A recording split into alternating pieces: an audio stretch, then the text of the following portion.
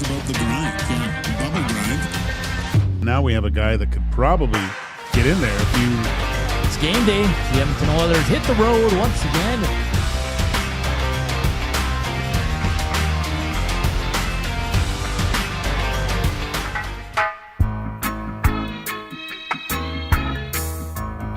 Call the dogs off. Are you kidding me?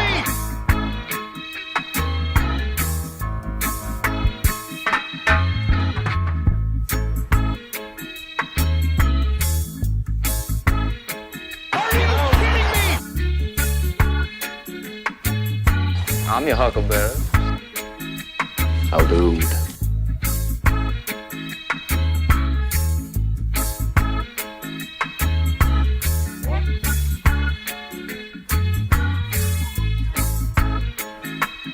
What's up, Nasties? Happy Wednesday.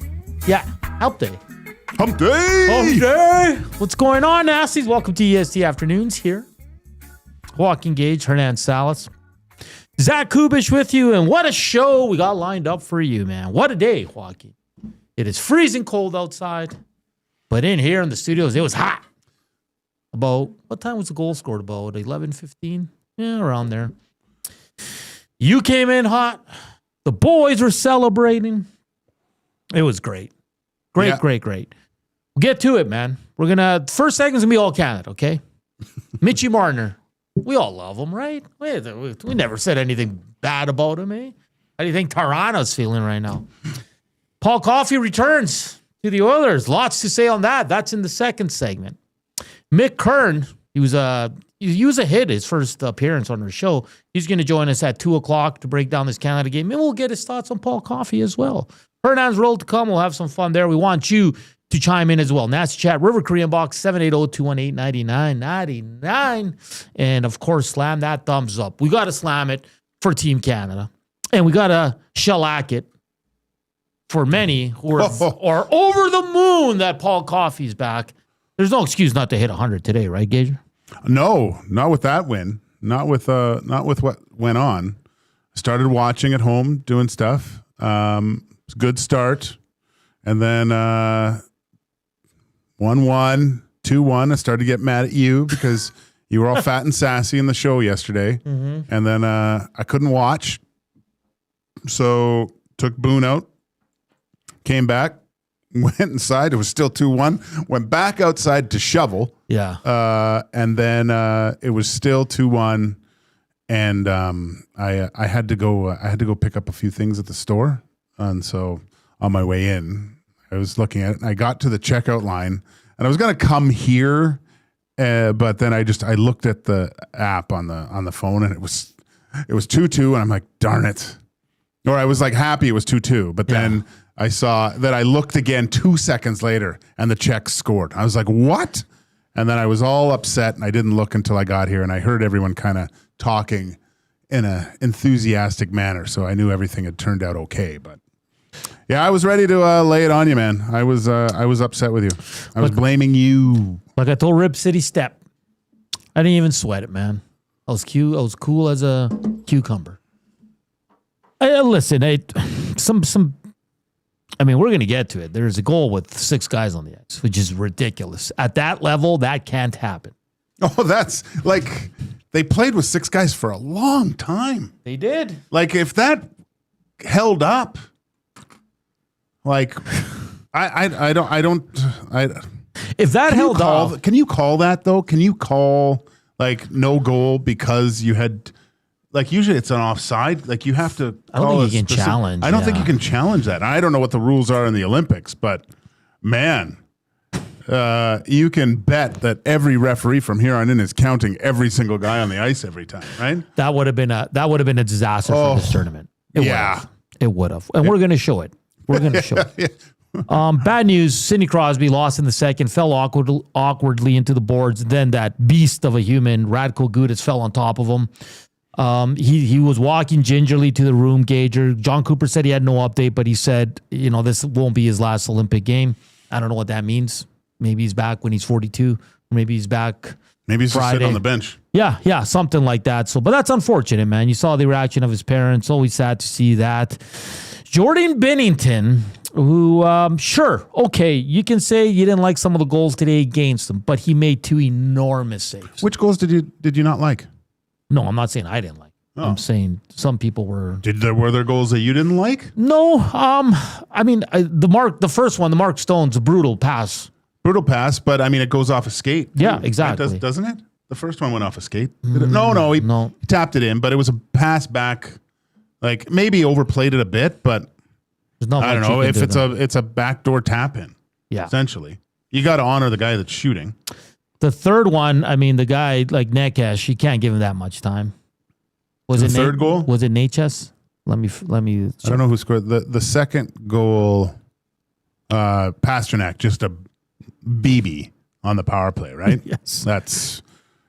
I mean, when you give one of the best goal scorers on the planet time like that in a one time, that's it's like Leon over there or Ovechkin. Palat, sorry. Palat, yeah. I mean, comes down right in the slot with time to pick his spot. Pretty solid goal there. So. And that's Palat, who's played a lot of years in the NHL and has had a lot of success. So he made the huge save on the breakaway in the final minutes of the third period on Neches, and then in the overtime made another enormous save. That's why he's in there. There's one gentleman in the media who took to Twitter after the game and suggested Logan Thompson started. He's taking a lot of heat for that. Like, let's not overthink this, people. What are you doing? Yeah, like Binnington showed in the Four Nations final. Sure, you might get 2-3 past him, but when he needs to shut the door, he does, and he did it again today, Joaquin. He did it again. Yeah. And if you look back to the Four Nations goals, they're kind of similar, too, in the final game. He scored, but when it was time, he channeled his inner Grant Fuhr and said, no more. No mas. No mas. The Great, Latin goalies say. great goal by Suzuki on the deflection. I really, just a beautiful deflection. To tip that back with the blade of the stick coming back the other way, man, It was beautiful. gorgeous. Absolutely. And then the overtime goal, 1-on-3, and you said, like, on TV it looks slow as hell, but in real time it's going so fast. And you see the Czech players trying to get a stick on him, like on the stick there, and they're just a little behind there. I watched it a couple times, and McDavid kind of does the same thing too. Like the great skaters, like Mitch Marner is an unreal skater. You can't say he's not quick, but when you activate kind of the tripod where you got both like feet together and your stick handling, but he generates a little bit of speed, like just with subtle C cuts, right? He's so good on his edges. And I think oh my gosh, he's actually speeding up. It looks like he was slowing down and just got that extra little step on the defender.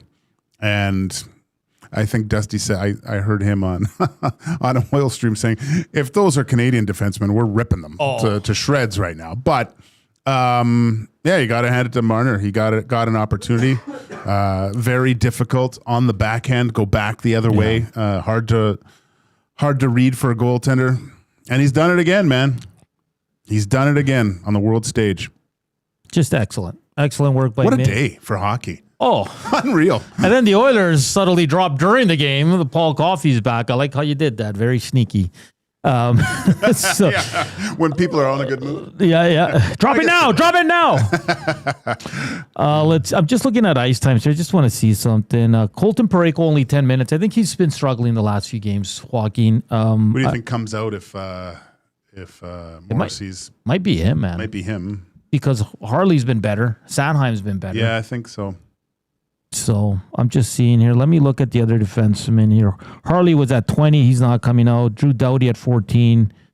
Let's see here. Theodore at 12, but he second power play unit. I'm missing one guy. Where's San? And Sanheim was at. Oh, Sanheim only played 8:52. So it's either Sanheim or Parayko if Morrissey's good to go, right? Yeah. But all in all, listen, this is why we love sports, is that nervous. It's awful, man. You can't breathe, and the 3-on-3 as well, right? Like, it just creates that more. I need a nap right now. I'm spent. Yeah, it was crazy, man. But you know what? You said it yesterday. I'd rather them have some pushback today and come out on top, because now you kind of dealt with it. Because until today, they haven't dealt with any close games. No adversity whatsoever. Adversity, yeah. Right. And there seems to always be a scare at the Olympics. With Canada, with one of the games, you would hope that it would come in a not one and done situation, and they just get a little bit of a wake up. But maybe this suits it even better, that they had to win in that fashion, just knowing that you can do it too. So if they manage to get to a Sunday, let's hope. But in the semifinals, whoever they may face, if they're down a goal, it's not the end of the world, because I still think in the intermission there, Bieksa was. He didn't like the body language of what Team Canada was showing, and that's partly probably because they haven't found themselves as a group in that situation before, where they scored the first one, all of a sudden they're down 2, and that pressure starts looming. There was the body language wasn't good. They seemed to be talking to the refs a little bit, right, and not just focused on the game itself, and it all evened itself out. That's a lot of experience on that team, but yeah. Because Friedman asked, he goes, is this where Crosby, Doughty, and those guys step up? And Bieksa said yes. He goes, but the coach speaks first. He goes, I still think the coach has to say something after that first period. And I thought that was a really good take for a guy who played a lot of years in the NHL, went to the finals and all that. He said, no. Like, I get your veterans are your veterans, and they've won a lot of cups, but this is where the coach needs to step in. Yeah, and that's why that coaching staff, that's just a wealth of experience, right? And the respect factor, too, when he's John Cooper. It'd be interesting to see what he said. McDavid ties the Olympic point record with 11. He got 2 points today, so he's got one more game for sure. I'm not going to say anything, okay? I don't want anyone mad at me, so I'm just going to leave it. We wait the opponent. Slovakia beat Germany earlier today, 6-2. Sad for the Oiler boys, but good because they can come back, get a few days here, kind of reset the clock, right? Do they come? Okay, if you're Leon, do you hang out for a little bit, enjoy some of the Olympics? But I heard at the Olympics, some athletes have to leave like right away.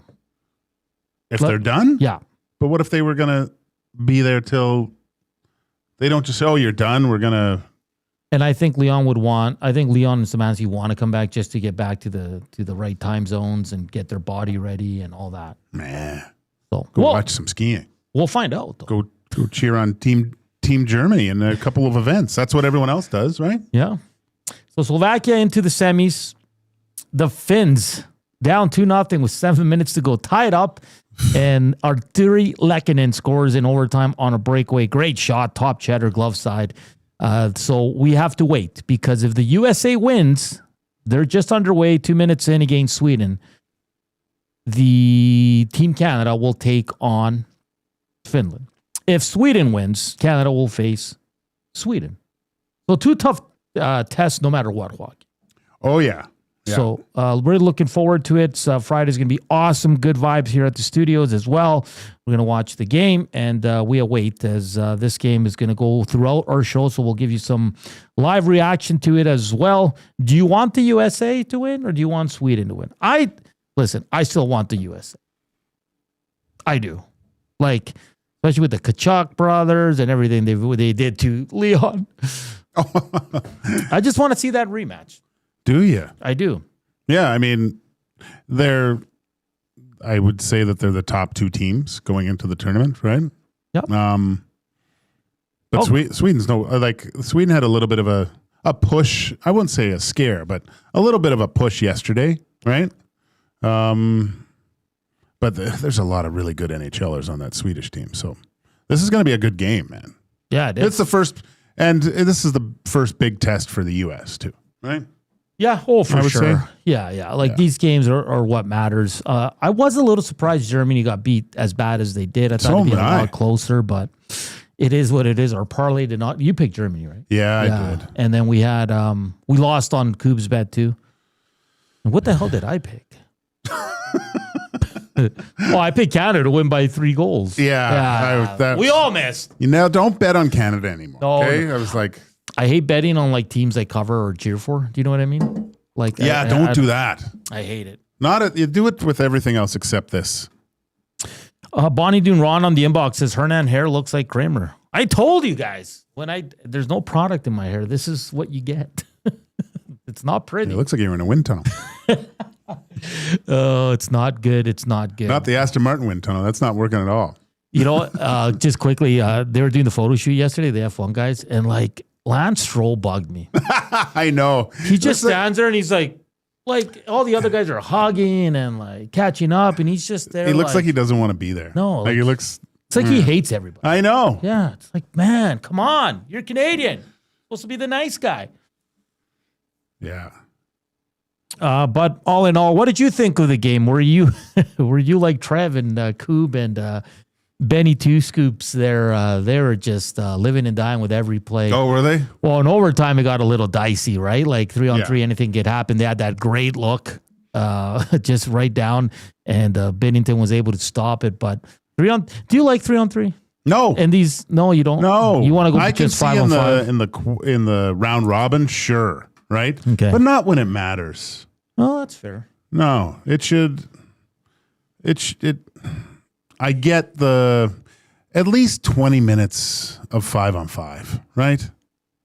And then maybe go to the I just don't like shootouts. I don't like 3-on-3. I think. Imagine, because the gold medal is going to be 3-on-3. I know. That'd be awful. I'm sorry, terrible. but it would. You got to win that in regulation if you can, because I don't want. Well, isn't in the gold medal it's 5-on-5 in overtime? No, as far as what Sportsnet and the IIHF have put out there, it's 3-on-3. Now there's conflicting because ESPN and some of the American outlets have it as 5-on-5. Yeah, that's what. So, I mean,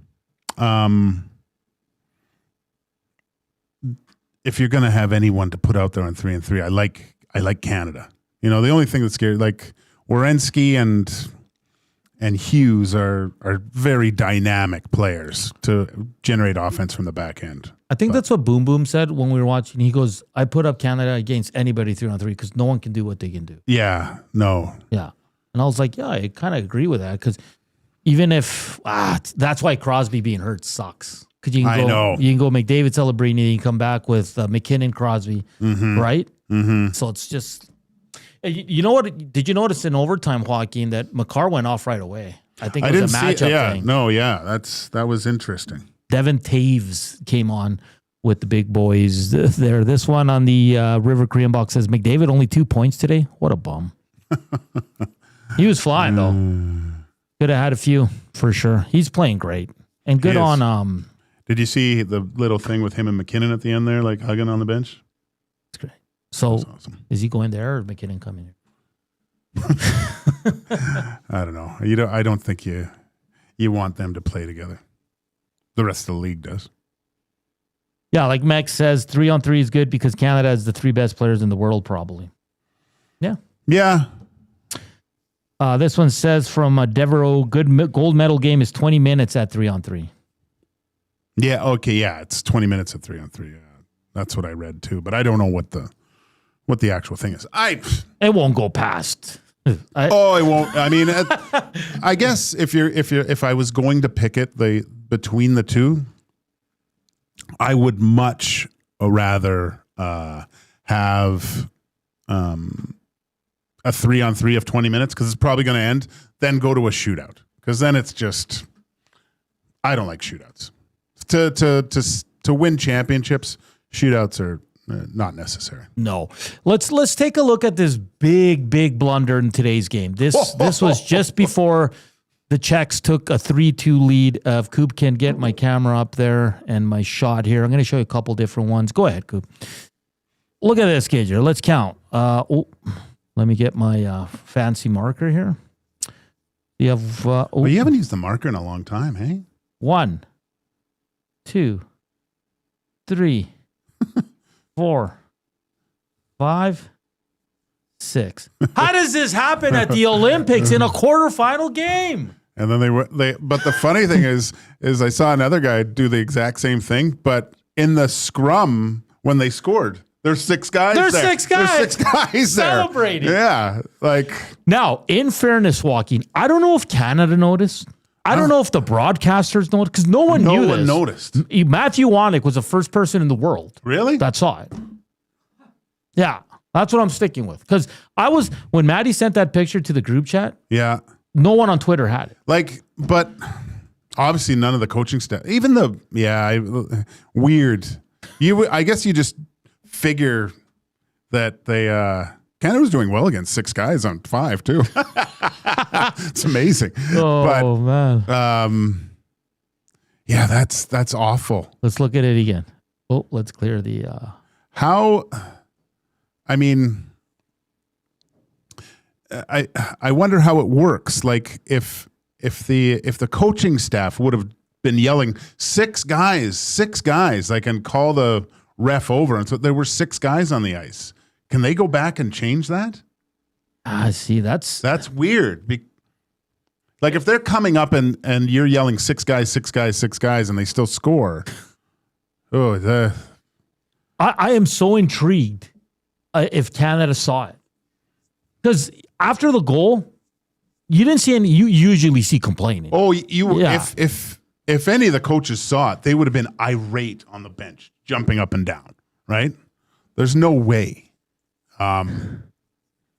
My gosh. True Doughty says on the Nasty Chat, I didn't notice. But this stuff can happen because, like what Gage said, now all is good. Canada's moving on. But what if they didn't and they lost to this goal? It would be such a bad look. That would suck. That would really suck. Yeah, that's good, Coop. Thank you. Coop's going to update you on everything going on in the Olympics. Big Uke says Canada got another bronze, so we'll chime in on all that as well. Sweet. So good times, man. What a day to start this Wednesday with a nice victory from Canada. Now we're just kind of we're watching this game with it's almost fun. Like it feels a lot better watching this game. Muck it up. Can you imagine watching this game and Canada had lost? This would have really sucked. Yeah. Really sucked. Well, if Canada lost, I think the Olympics would have been over for us. We would have been like, we're done. We're not watching anymore. I still would have watched, but not with as much enthusiasm. Yes, for sure. Hey, the afternoon inbox is presented by the River Cree Resort and Casino. River Cree's turning 20 this year, and we're celebrating it big with over $1 million in prizes. This is a 10-month-long promotion until the actual birthday. All right, they're giving away 35 winners of $20,000 in casino free plays, 9 brand new cars, 56 winners of $1,000 in cash. So check out the River Cree Resort and Casino all year up until October 26th. They'll be celebrating their 20th birthday there. And of course, we are presented by Play Alberta. Go to the website, left tap, you'll see EST, and there's so many bets there. You got the DGen bet, you got the log shop, you got the morning show, the Jays play the day, the screw it, let's do it. So make sure to check it out. Play Alberta, presenting sponsor here at Edmonton Sports Talk. On the other side of the break, we're going to shift gears and talk about Paul Coffey returning to the Edmonton Oilers. What does this all mean? Joaquin and I will try to make sense of it. TST Afternoons here. Joaquin, Gage, Hernan, Salas. Here's Coop with your sports update.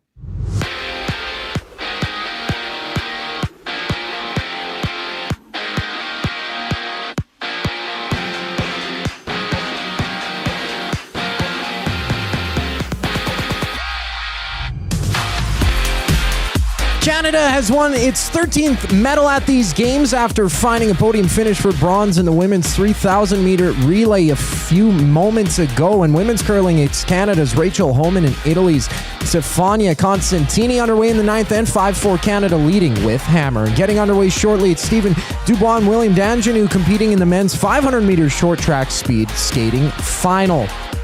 Canada, they're off to the semis following a 4-3 overtime win against Czechia. Captain Sidney Crosby leaving midway through the second period. No current update on his condition. And Paul Coffey is rejoining the Oilers coaching staff following a stint as a special advisor to ownership and hockey operations. Coffey spending 2 seasons behind Edmonton's bench before shifting into the role in July. In live men's quarterfinals action, it's the United States and Sweden scoreless midway through the first. Sweden wins. They'll battle Canada. If the U.S. moves on, Canada will challenge Finland next. This sports update is brought to you by the Capital Care Foundation. Financial support deeply affects residents at Capital Care, whether it's a one-time donation or monthly contribution. Every penny counts. Find out how you can donate at capitalcarefoundation.net. Some discussion surrounding Paul Coffey next on EST Afternoons. I'm Zachary Kubish, and you're up to date. Nielsen Show with Lieutenant Eric. Jamie McLennan. Slovakia, I think, is surprising people. There's a wealth of hockey talent there. Their program is amazing, and I think their coaching as well. And to me, I always joke, these guys come over to the NHL, and they play hard, but they play harder for their own country. They go back home, they take a lot of pride in it, and especially in a short tournament like this, they're going hard. The Nielsen Show with Lieutenant Eric. Weekday mornings, 6 to 9. Only on Edmonton Sports Talk, your clear choice for Edmonton sports. Sentinel Storage presents Team Canada ski cross racer Reese Howden. Being able to represent a country that has done everything to support my dreams is unreal. To stand on the podium and represent Canada, I don't take it for granted at all. Sentinel Storage, proud partner of Team Canada. Your home for live music and great performances is the River Cree Resort and Casino. Looking by Texas, ain't nobody feel no pain. Hear the story of Waylon Jennings through story, song, and multimedia performance March 1st at the River Cree Resort and Casino.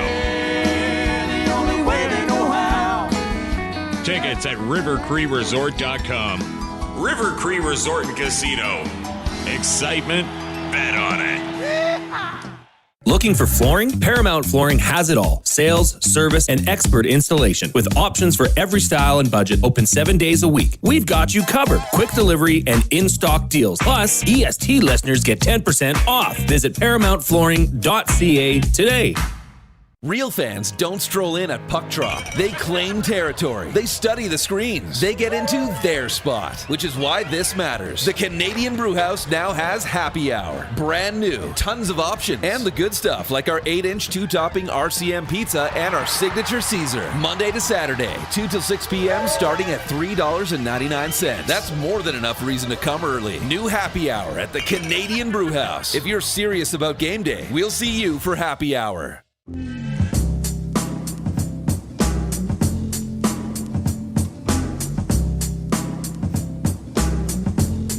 Skin that smoke wagon and see what happens. How doomed.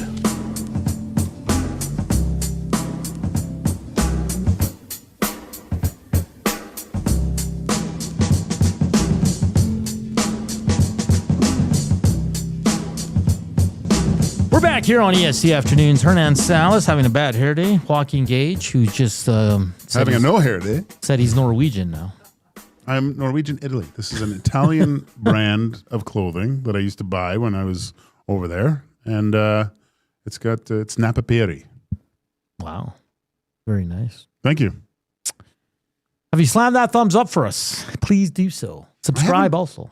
I haven't worn sweaters much. I said that, didn't I say No. that? I was like, it's not sweater weather. You're like a t-shirt guy. Usually. Yeah, usually, but it was cold today. Oh, it's cold. Oh, I had to wear that. This was so on the dog walk. I had to bundle up. Yeah, it's crazy. River Korean Box 780-218-9999. Okay, so the Edmonton Oilers announced today, Joaquin, Paul Coffey will return to the team's coaching staff. Okay? Mm-hmm. Through his time from November 13th, 2023 to the end of last season, the Oilers allowed 2.78 goals per game, which was the fifth best mark in the league over that span. Okay, so the Oilers have an issue of goals against. Yes. They can't defend. Yes. That's the five guys. Their D-core has struggled mightily throughout the season. If Paul Coffey can come in and turn things around, of course, we're all going to be happy. Joaquin. 24 games left. The problem I have with this is it was clear Knobloch and the Mark Stewart, who were the guys that were here when Coffey was here, it seems it was clear they didn't want him on the coach. Yeah. So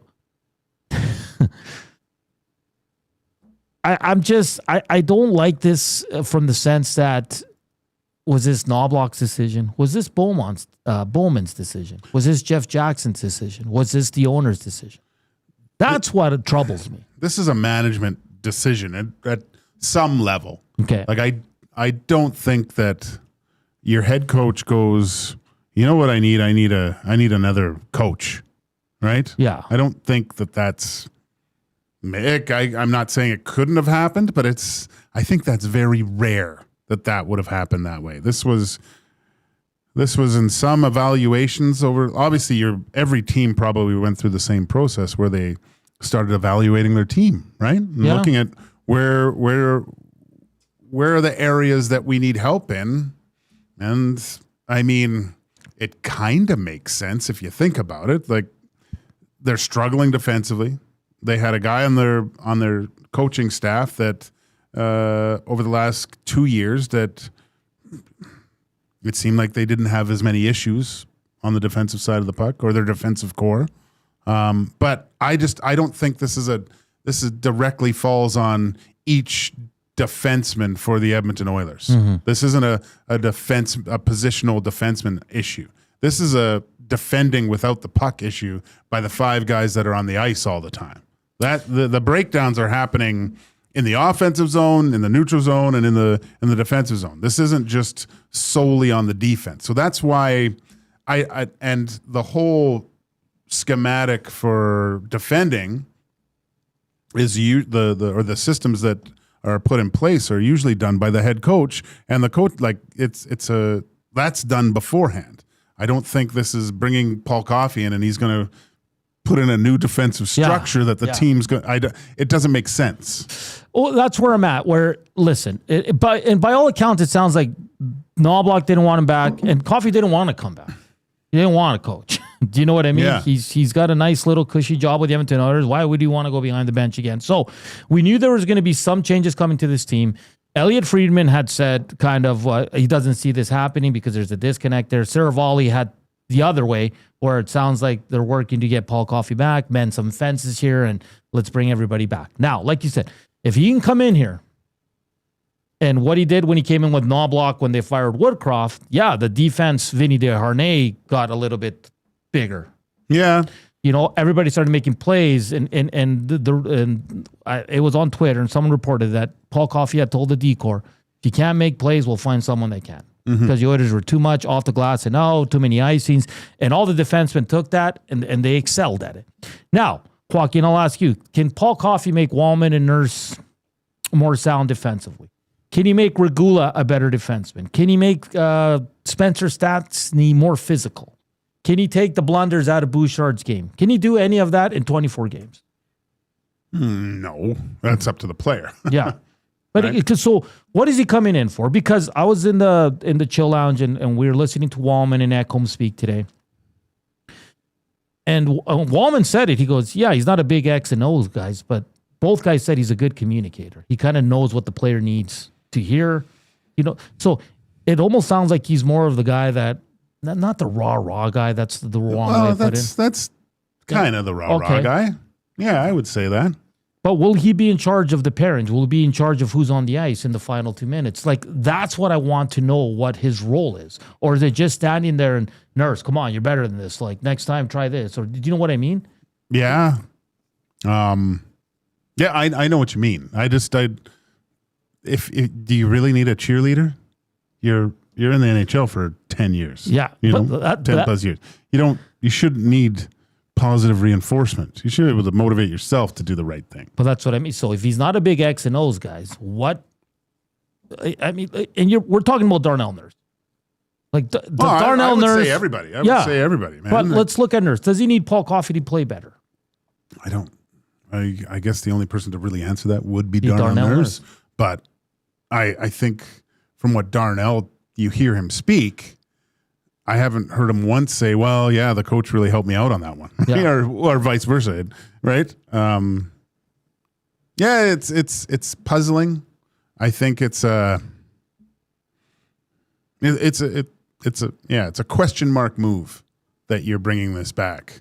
And I wonder whose idea this was at first, because I can neither confirm or deny, but from what I heard, it was Paul Coffey was fine. This was not, he wasn't going to be behind the bench this year. Yeah, he was okay. That was fine. Like I'll go to my liaison role with, I think he met up with the team when they were on their New York trip and that was it. Gave his input or what have you and things like that. I mean, when he was originally hired, I think it was more so. You had Gullickson, you had Coffey, so you had a wealth of NHL experience for a guy taking a head coach role for the first time that he could bounce his ideas off. But this is Knoblauch's third year in the league now, and he's been a coach for a long time. He's got I think he has enough experience going to the Stanley Cup Finals 2 years in a row that he there's a lot of stuff he can fall back on. And I'm sure he has Paul Coffey's number if he needed to bounce some ideas off him. I don't know if him being on the bench now it helps. Yeah, maybe it's just they looked at it this way during this Olympic break. Hey, we were really good when Coff was behind the bench with us. Yeah. Because they put it in the release, how good they were goals games. So they're going to pick up Jeff Skinner now? They were good with him? So I look at it that way, like, okay, let's just bring him back. It's only 24 games and the playoffs. We'll see if we can improve defensively. Now, if the defense improves, awesome. Sure, he's going to get all the credit in the world. But if they don't improve, is that going to be enough for people to say, okay, it wasn't all Paul Coffey? Because for me, I find it interesting that top insiders each had different stories. And we've heard from Tom Gazzola, like, this was not something the coaching staff wanted. So this troubles me because it feels like too many cooks in the kitchen. Is that the proper term? Yeah. And I'm starting to feel like Knoblauch's seat is getting a lot hotter with bringing Coffey. Yeah.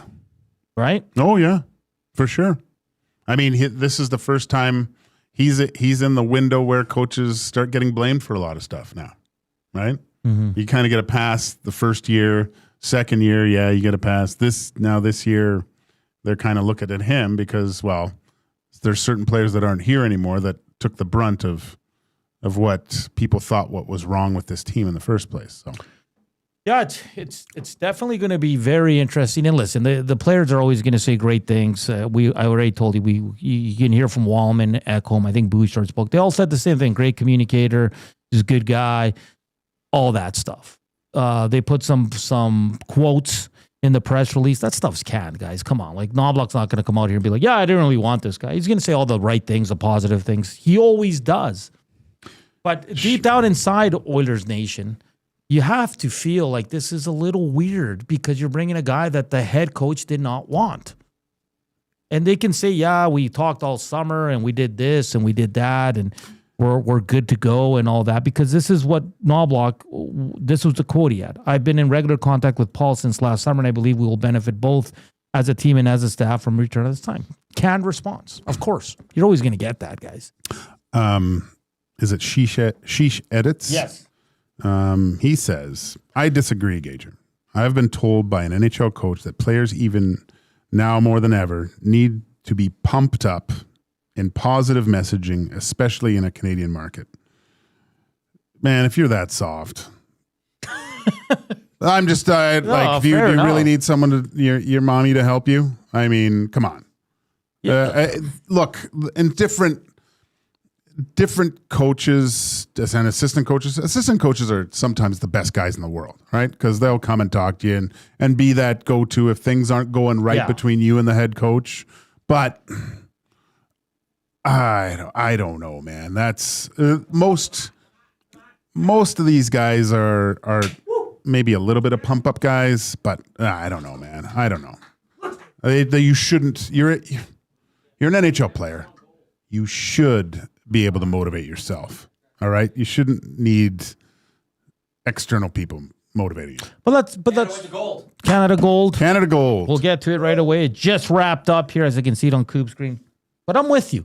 Like, Darnell Nurse not picking up his man in the defensive zone. Wallman pinching like crazy. The blunders by Bush. There's so many.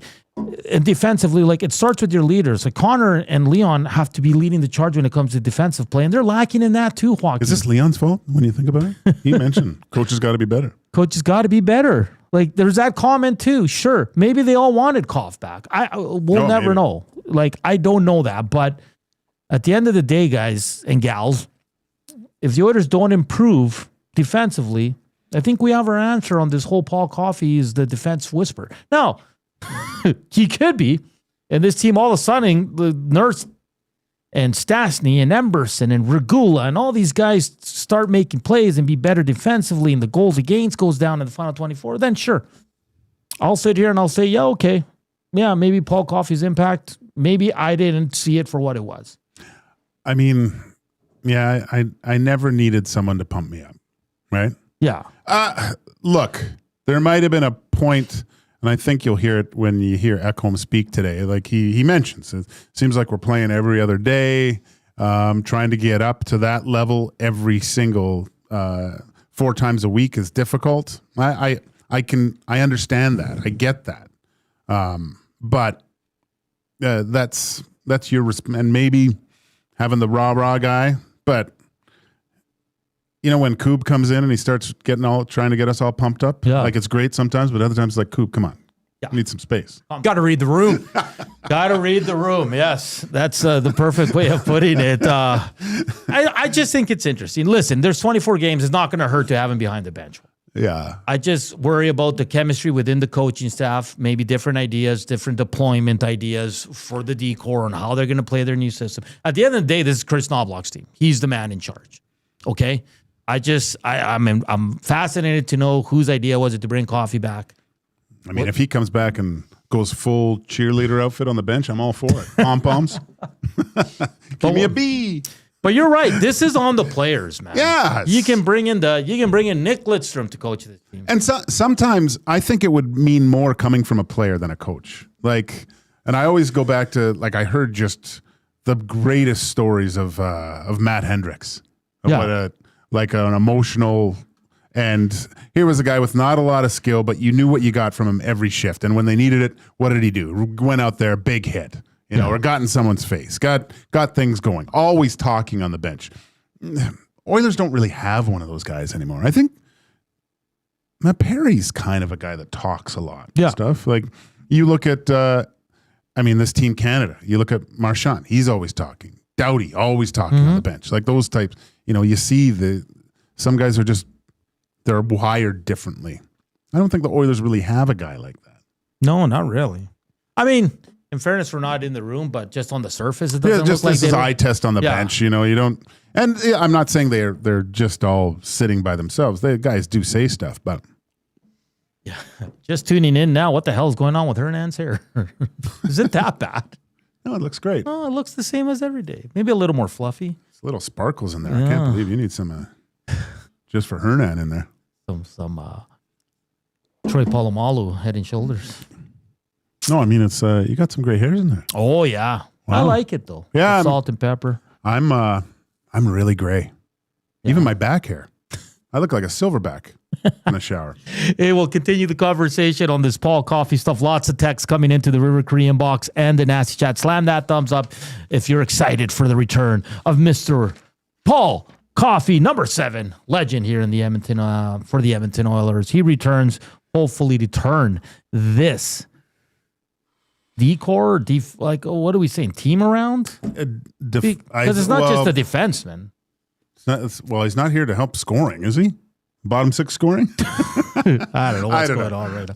Hey, the afternoon inbox is brought to you by the River Cree Resort and Casino. Check out Jersey Shore star GJ Pauly D at the venue on March 7th. The show gets going at 9. All you have to do for tickets is go to rivercreeresort.com or hit up the River Cree box office. We'll continue the Paul Coffey talk. Team Canada winning 0-0 at the end of the first between USA, Sweden, and Canada wins gold in speed skating. We'll discuss all that next here on EST Afternoons.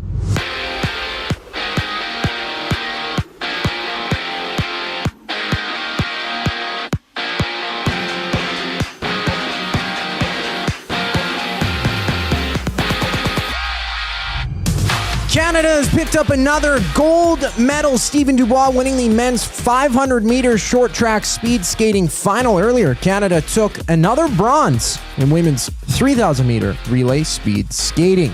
In hockey, Canada is off to the semis following a 4-3 overtime victory over Czechia.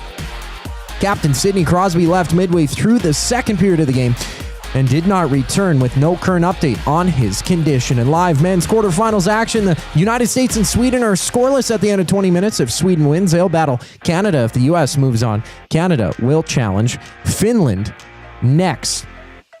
And over in curling, 10th, and between Canada's Rachel Homand and Italy. 7-4 for the Canadians.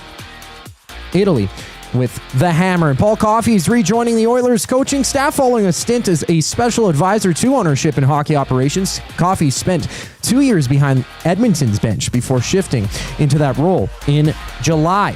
This sports update is brought to you by Windsor Plywood Leduc. Locally owned and operated since 1993, they're more than just plywood. They offer everything from doors and flooring to decking, fencing, and custom millwork. Windsor Plywood Leduc, they're the experts you need to know. Some Olympic headlines next up here on EST Afternoons. I'm Zachary Kubish, keeping you up to date. For live music and great performances is the River Cree Resort and Casino. Looking by Texas, ain't nobody feeling no pain. Hear the story of Waylon Jennings through story, song, and multimedia performance. March 1st at the River Cree Resort and Casino. The only way they know how. Tickets at rivercreeresort.com. River Cree Resort and Casino. Excitement, bet on it. Real fans don't stroll in at puck drop. They claim territory. They study the screens. They get into their spot, which is why this matters. The Canadian Brewhouse now has happy hour. Brand new, tons of options, and the good stuff like face-off fried pickles and steins of Bud Light. Monday to Saturday, 2 till 6 p.m. starting at $3.99. That's more than enough reason to come early. New happy hour at the Canadian Brewhouse. If you're serious about game day, we'll see you for happy hour.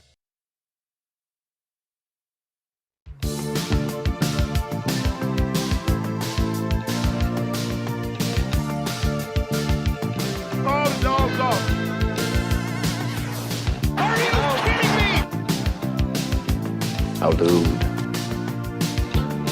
I'm your huckleberry.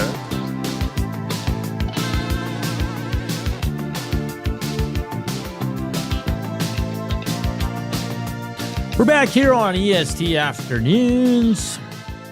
How are you doing out there? We're coming to you live from the William Huff studio since 1952. William Huff has provided industry-leading advertising solutions for thousands of valued clients. Their unparalleled customer service combined with decades of industry expertise and a desire to make every job the very best it can be is what they call the William Huff Advantage. Visit their website at williamhuff.com or give them a shout, 780-454-4536 as we continue to roll on. Lots to get to, as you heard. Coop, Stephen Dubois, short track speed skating, gold medal in the men's 500. Well done. No? Yay! Yay! And then, and the bronze was in the short track speed skating, women's 3,000 meter relay, Korea, gold, Italy, silver, Canada, bronze. So adding to the totals for Team Canada. It's awesome. Make that 14 now. 14? 14 total medals, yeah. Nice. Who leads? Norway? Norway, 15 golds, 8 silver, 10 bronze for a total of 33. Italy, 9 gold, 4 silver, 12 bronze for 25 in second. United States currently sits at 24 total medals with 7 gold, 11 silver, and 6 bronze. Interesting. Hey, this text says, I'm not sure anyone can help Nurse at this point in his career. He's 31. I disagree. Okay. I disagree. You can improve. Oh yeah, you can. There's certain people that can unlock stuff in you. I think. Like look at goaltending coaches. Like when did Dubnyk leave? How old was he? He was still mid-20s. Yeah, but then he went. Like it wasn't till he finally got to. Because wasn't he with Nashville, then Montreal, and then he finally got to Phoenix, where. He had a pit stop in Montreal, did he? Yeah, that's what I just said. Okay. And then, then he kind of got Sean Burke unlocked something with him, right? So, yeah, let's wait and see. But yeah, it's an interesting day for sure. I mean, much rumored too. We knew Coffey was kind of on the radar, right? So, look, they're showing it now in the intermission. Oh yeah, they're just showing all this, like exactly what we showed now. CBC showed it. Copycats. Well, they're watching.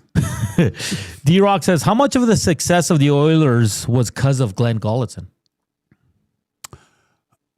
I think there was a relationship built with some of the stars on the offensive side because you could see when, and they had like power play practices and maybe it wasn't going so well. And you just saw the way that he conversed with those guys too, right? They loved him. Yeah. No, this was the first time like Knobloch was able to pick some of his guys, right? Right. And that's why I find it a little troubling that Coffey's back when it was clear he didn't want him there. So, well, whatever. We'll see if it works. Hopefully it does for the Edmonton. Because coming back, Joaquin, it's Anaheim, LA, San Jose. All 3 games are going to be extremely tough for the Edmonton Oilers. Mm-hmm. And we know how they do after breaks. Oh, yeah, right.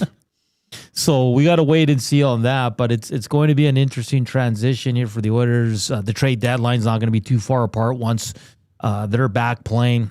What are they going to do? It seems now they're shifting from needing a forward to a defenseman, which blows my mind, but it's going to be fun. And just a reminder, these 2 guys will be on the morning show next week and the following Monday. Do you I can't believe Elliot Friedman said the exact same thing you said after the game. What? I think I need a cigarette. Smokes are not bad if it's once in a while. You can't smoke every day though. Right, Coop? I was going to say something. I got nothing to say to that. No. Maybe ask your doctor about that. What, a cigarette every other day keeps the doctor away, or what's Sure, a glass of wine does too. Yeah, I think it's an apple is what you guys are looking for. Yeah. No, but we were looking up stuff the other day about cholesterol, and they're like, a glass of wine. I was like, see? Yeah. Yeah. Well, most things in moderation are pretty decent. What is it, like dark chocolate as well is probably on there for various reasons. I'm no health aficionado myself. I mean, I eat Donairs probably every other week, but you know, those are strong. I had a really good Donair a couple weeks ago. Did you? For Marco's. Oh yeah, that was really good, man. I was very happy with it. One of the best. Does it beat Mr. Sub though? Like, what do you mean? Like does it beat a submarine or? Well, I guess the Donair sub for Mr. Sub. That's more subs. That's more subs. Oh, yeah. I'm thinking a different one. Yeah. I needed a break after the last one we had. Hey, the only one that I feel good about are the ones I make. I feel fine afterwards. I don't know what those that were is. healthy. Yeah, it felt great. Got a good rush. It's good. Hey, let's put up a poll on Twitter. Okay. Yay or nay, Coop? Are you happy that Paul Coffey's returning behind the bench? Oh, yeah. Let's do that. Can I be indifferent? Yeah, well, that can be one of the choices. Like just meh. Good, happy, unhappy, indifferent. Yeah. How about that? Can you do that on Twitter? Good, happy. Not on Twitter. On YouTube. Yeah. I just want to see what I've seen on the X machine, Joaquin. It sounds like everybody's pretty excited. Yeah, I know. Yeah. They like cough. Maybe a little caffeine in the system will help. 6-1 next Wednesday. Ducks beat the Oilers. Why do you say that? And then I'll be, I'm going to leave it. Surprise people with that. But yeah, Paul Coffey returns. We'll see what happens with that. But that's enough Oilers, right, Joaquin? Because next week we're all over it again. Oh, it starts up again, hey? Starts up again. They don't play till Wednesday, though. What do we? So a week tomorrow? Or a week today? A week today. Huh. Wow. West Coast trip for the boys. Oh, yeah. That's because you asked, is Connor playing that game? Yeah. We will hear from Knobloch, too. Coop's working on his post-practice interview there. I'm intrigued to see what he has. Obviously, he's going to be very, what's the word I'm looking Diplomatic? for? Diplomatic. He's not going to say anything groundbreaking, but I still want to hear it. And she says, is Coffey more there to help Wallman? Sure. I mean, I think he's trying to help all these guys because all these guys have had their moments this year, Joaquin. I've said it before. I think Wallman's still banged up. He just doesn't look as smooth as he did last year. We'll see. Maybe this 2 weeks really helped. I think this probably helped out a lot of these guys. That's a lot of hockey to play. Yeah. You know? Rico's back? Rico saw him. Sure. What are they going to do with Mangiapane? Well, where does Szymanski fit in? He looked pretty good at these Olympics, man. He did. You know what's happy? I mean, you know what's crazy? No, I know what's happy, though. To activate Rico, you got to move somebody. Yeah. So we'll see what happens. I mean, it's going to be It's got to be Mangiapane. I mean, they can send Szymanski down. Not worry too much about it, right? Is he ready? It's crazy, though, Joaquin, because he did look good at these Olympics, but in the NHL, you're almost like he just needs a little more time. I know. I know. It's crazy how that works. Yeah. So we'll see what the Knobloch thought of him at the Olympics. Maybe they want to keep him around, give him more significant minutes. Yeah, maybe. So early on the poll, 64% happy, 36% indifferent, 0 unhappy. Really? Wow. I got different. I got 58% unhappy or happy, 8% unhappy, 33% indifferent. So. I'm kind of, I wouldn't say indifferent, but I'm just curious to see what happens. I am, because if the Oilers keep kind of going up and down, they only have 1 3-game win streak so far this season. The goaltending has not been good as of late. Defensive game has not been good. There's no secondary scoring. We're all pissed because they keep loading up the 2 big guys. So I'm very intrigued to see these next 24 games, what this team's going to be made of. And can they win the division, Joaquin? Yeah, why not? I mean, with Coffey back now, they should win. They see what I'm doing there? Oilers sweeten things up with Coffey with the title today. It's just brutal. Well, you got the Coffee, but who's going to be the sweetener?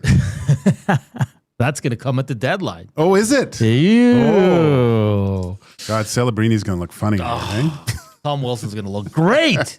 Is 43 available? Yeah, it should be, right? No. Yeah. No, 40. The number 43 is available on the Oilers. What was Szymanski? What number is Szymanski? 81? Yes, I think you're right. Was he wearing that on the Oilers? I can't remember. I'm losing my mind. Oh, Dubois, hey? That looks good. Nice little beard there. Yeah, he wears number 81 for Szymanski. Who would be number 43? Tom Wilson. Well, Struddy. Struds. Uncle Struddy. Oh, yeah, it's retired, isn't it? You can't wear it. Can't wear that. Better chance of wearing 99 than that one. Yeah. 3 players all time. Dennis Bonvie. And Josh Curry, Jason Strudwick with 43. Interesting. Larzy, if you're not sure, Hernan, you're indifferent. No, but I'm not indifferent. I'm curious. That's not an option. Portion of this hour brought to you by the Canadian Brew House. Pizza Sundays back at the CBH after 4 p.m. You can grab an 8-inch 2-topping pizza for just $9.99 and then wash it down with $6.99 doubles and $1 off Bud Light tankers. On the other side of the break, our good buddy, he was a hit the first time we had him on. I can't wait to get his take on this wonderful game we saw earlier today. Mick Kern from SiriusXM NHL joins us next. We'll do Hernand's World as well. Don't go anywhere. Keep slamming that thumbs up for us. Hit us up on the River Cree inbox, 780-218-9999. And the Nasty Chat, Hour 2 of ESTA Afternoons is coming up. The Reed Wilkins Show with Jay Milne. Drew Remender joining us on the Oil Country Towing Video Hotline. All right. One thing that we know about Connor McDavid is that he can elevate his game. He is a guy that has done everything he can to prepare for this moment on the ice. Not only will that team to win, but perform at such a high level, he's going to find a way to beat you. And I can't wait to see him on Sunday and we get to watch that. The Reed Wilkins Show with Jay Milne, weekday afternoon 3 to 6, only on Edmonton Sports Talk. Your clear choice for Edmonton sports. The road to the FIFA World Cup runs through Edmonton. See Canada Soccer's men's national team before they take on the world this summer. Canada versus Uzbekistan. June 1st, 7 p.m., Commonwealth Stadium. Tickets at Ticketmaster.ca. You've heard the name, but what does it mean? For over 66 years, William Huff Advertising has supplied signage from screen printing to digital to LED with design, production, and install in-house. It's a one-stop shop for all your signage needs. Edmonton owned and operated, William Huff has been trusted by the biggest companies and teams in the City of Champions and many others across the country to do the job. If you're looking for a way to get the word out about your company or event, they are the answer. Go to www.williamhuff.com. Their results speak for themselves. Your home for live music and great performances is the River Cree Resort and Casino. Looking by Texas, ain't nobody feeling no pain. Hear the story of Waylon Jennings through story, song, and multimedia performance March 1st at the River Cree Resort and Casino. The only way they know how. Tickets at rivercreeresort.com. River Cree Resort and Casino. Excitement, bet on it. Real fans don't stroll in at puck drop. They claim territory. They study the screens. They get into their spot, which is why this matters. The Canadian Brewhouse now has happy hour. Brand new, tons of options, and the good stuff like face-off fried pickles and steins of Bud Light. Monday to Saturday, 2 to 6 p.m. starting at $3.99. That's more than enough reason to come early. New happy hour at the Canadian Brewhouse. If you're serious about game day, we'll see you for happy hour.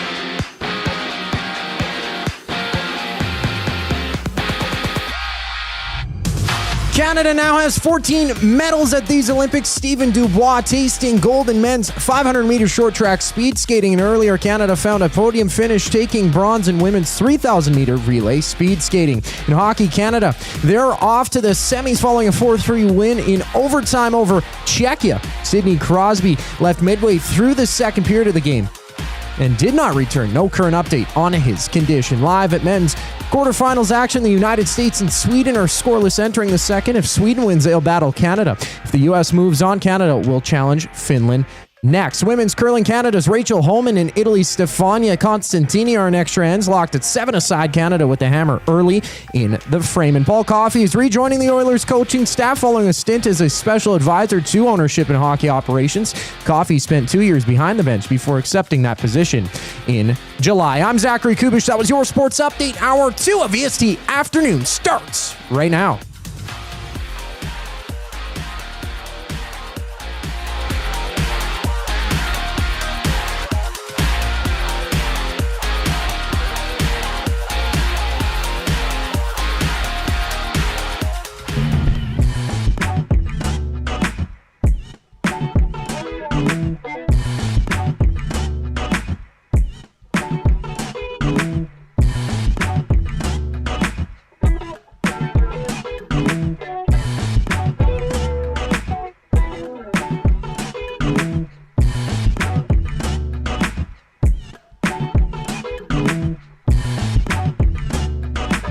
We're back here for hour 2 here on EST Afternoons, keeping an eye on USA Sweden. The second period just underway. Still no score. Of course, if you missed it, Canada 4-3 overtime winner earlier today. Everybody sweating a little bit on that one, but Mitch Marner, the hero. Who knew? He'd be the hero. We all need it. Our next guest is brought to you by Oil Country Towing, Edmonton's most trusted 24/7 roadside rescue team. Fast, safe, and reliable for over 15 years. Whether it's a game day or a snowstorm, we work as hard as your favorite team to get you going. Call 780-986-6088 for all your towing needs. And with that, we bring in Mick Kern from SiriusXM NHL as we welcome him back. He was a hit the first time. Mick, how you doing after that game? Yeah, that was a lot of fun. Even the Finland game where they pulled their socks up in the last couple minutes and then won on the breakaway. So we're going to get no upsets today. It looked like we were going to because Sweden, U.S. to me is a flip 'em, right? But surviving the Canadian game, I've got to admit, when it was 3-2, I kind of thought maybe it was over for Canada. Yeah. No, you're right there. It's here at the studios, there's a gasp and it's just like, but they're able to find a way. Mick, let's stick with the game here. What did you make of their overall performance? I mean, the Czechia came to play. I thought Dostal was excellent in net. A few blunders. You look at the first goal, Mark Stone, bad giveaway. They did give up a breakaway late that Binnington stopped, and a really good look on 3-on-3. But what did you make of Canada's overall performance today? They didn't look as confident out of the gate as they did a week ago when they played the same team. And you guys remember, I mean, it seems like months ago, it was only a week ago, that was a close game until Canada pulled away against the same Czechia team. And it is tough to beat a team twice in a row. They're not just paying lip service to the team. Czechia played a good hockey game. They got good goaltending. They have good players. This is the state of international hockey. It's not like it used to be we just show up and half the teams would fall at our feet. Now, we didn't have to play Italy and France, obviously. I thought what I was most impressed with Canada, I never sensed panic. And two things. In the second period, I thought Czechia was the better team in the first period. They were full value for the 2-1 win. They missed an open net. Canada hit a bunch of posts. That happens. You know hockey. Second period, I thought Canada picked up the pace and were the better team. And then when Sidney Crosby took himself out of the game after the double hits, I think we saw the depth of the team show up. There's been some critique of guys like Nick Suzuki, who had a goal early on, hasn't done much since. The tip was a beautiful tip to tie it. They needed the depth guys to show up. They couldn't just put it on the big three or the big four. And I think what was most impressive under a John Cooper team is no surprise. They didn't panic. I was panicking, but they weren't panicking.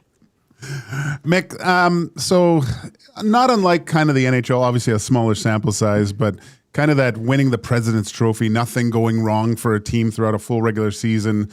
Just like the round robin kind of games, Canada kind of coasts through these games, but now they get a test, a kind of a wake up call. The alarm bells are going. Just a stiffer test. Is this a better thing to happen to this team now that it's a kind of the one and done situations where they have that experience and just feeling that confidence when they are actually down a goal, they have the ability to come back? Yeah, I think you would agree with that. I mean, you guys played, you know. I think that's exactly what it was. And the fact that it's next man up, we pay lip service to that again, but I think that's exactly what happened. And look, Mitch Marner, he's a superstar player. He's first team All-Star. He's scored big last year in the overtime in Montreal against Sweden, and then set up the golden goal to Connor, of course. So for him to do that, lifted the team. For Suzuki to get the tip, to see guys like Thomas Harley step up when Josh Morrissey's down, although it'd be nice to have him back with his puck-moving abilities. I think that's exactly what happens.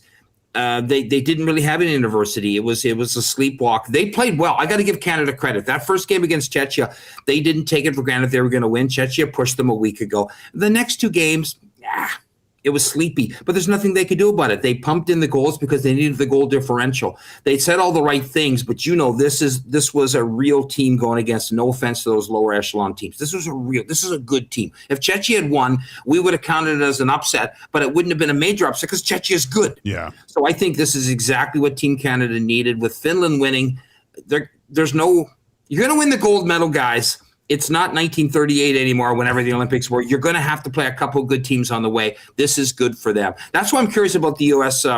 Swiss game, because this could have been a gold medal game we're watching in the quarterfinal round right. No, that's right. And it's a tight game right now. Still no score, just 3 minutes. And Mick Kern from SiriusXM NHL joining us here. You talked about it a bit there. Sidney Crosby falls awkwardly. Gudas lands on him. He keeps going. Then he takes the double hit there. He leaves the game in the second period. You talked about their depth showing up, but just the impact, let's say Friday, of not having Sidney Crosby on that bench. Listen, this is a fantastic team. A lot of guys have played a lot of important games, but you still going to feel that impact of not having him. You will. He's still an outstanding hockey player at his advanced age. This is a younger and younger game. You know that. He's a Hall of Famer. He's always shown up. He's a winner.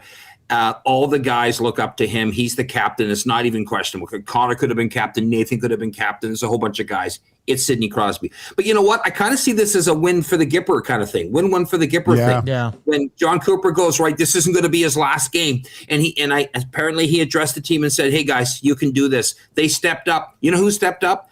Nick Suzuki stepped up because suddenly he had to play more. And he's probably better in the center position than a wing position. That's what he plays with Montreal, where he's a captain on a young developing team that they're going to be good for years to come.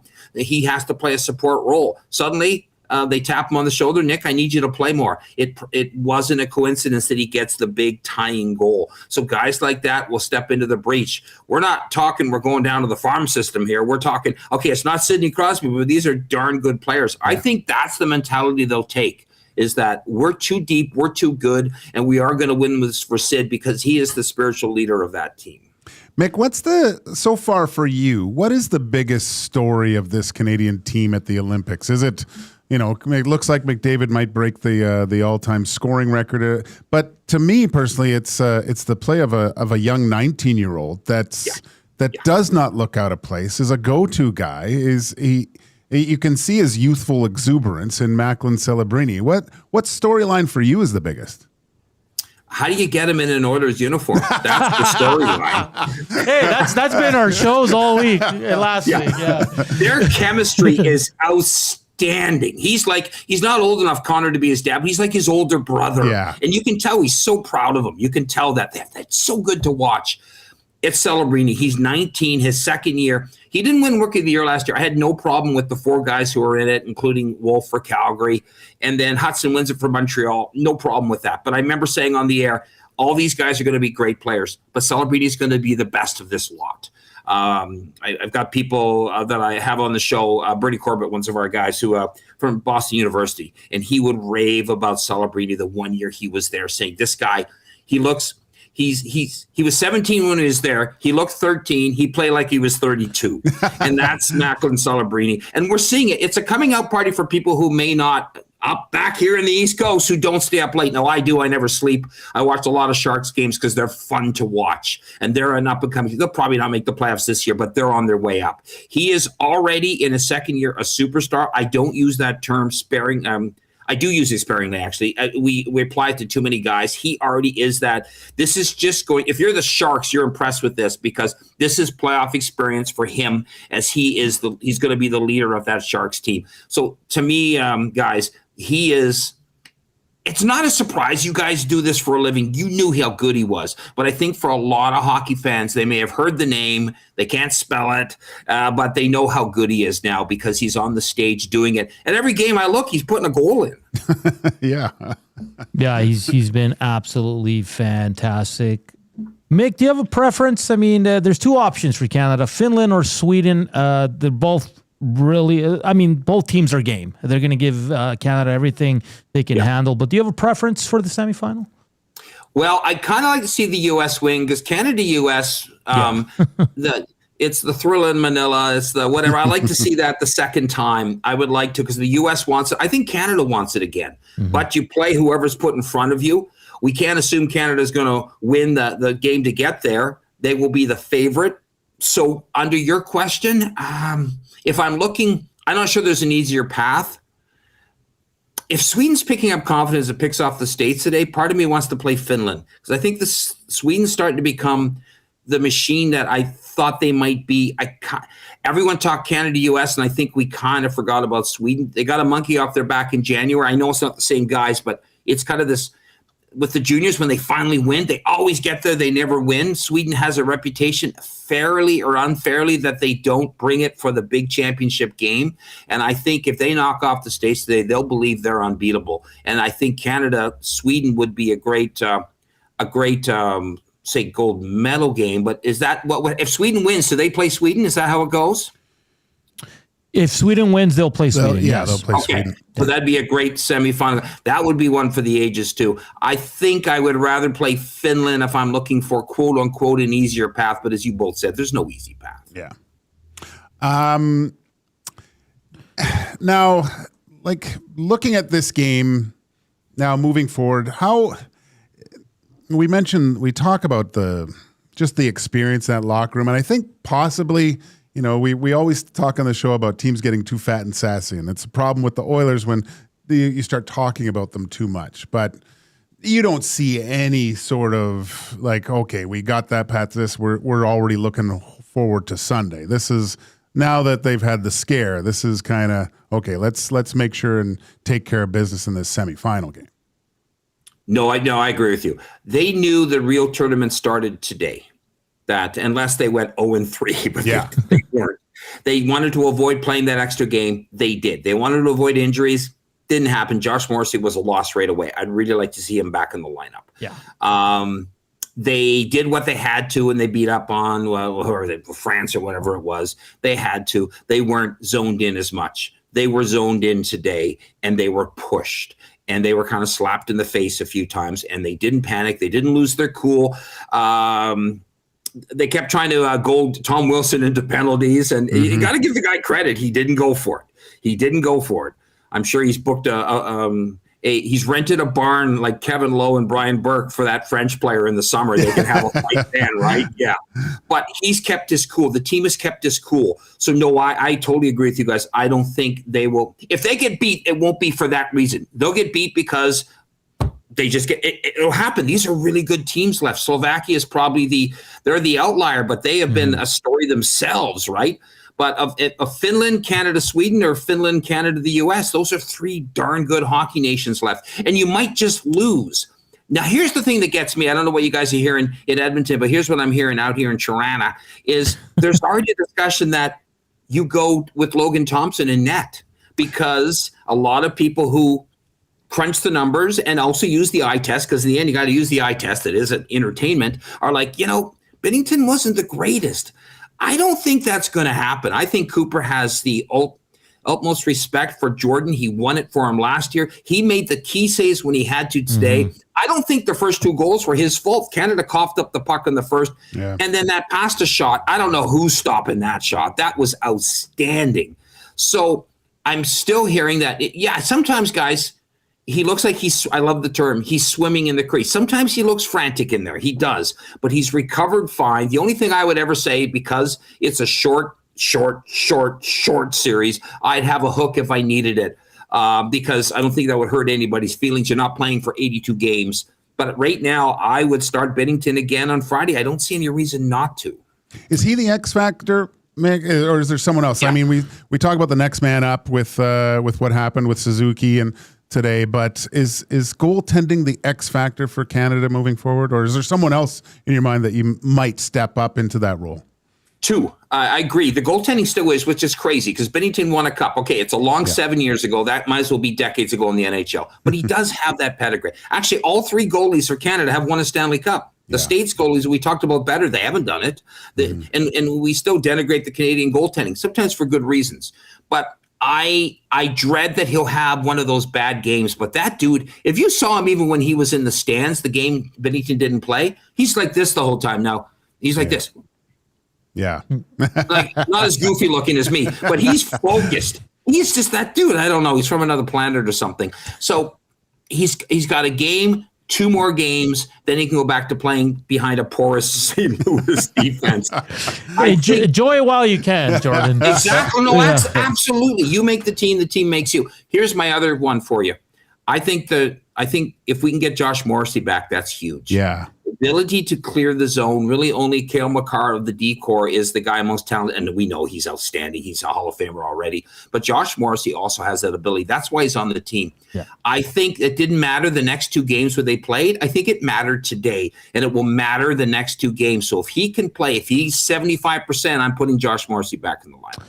Mick, I don't know if this is a fair question. I don't know how much you watch of the Edmonton Oilers, but they subtly dropped a press release during the Canada game that Paul Coffey will return behind the bench. Edmonton fans are ecstatic, calling him the defensive whisperer. This team has struggled. It's not just the 6 defensemen, but as a team they can defend. I don't know. It might be unfair to ask you, Mick, but what do you make of bringing Paul Coffey back to this bench? Because it's been clear that Knobloch wanted to move on from that, and they did, and now they bring him back.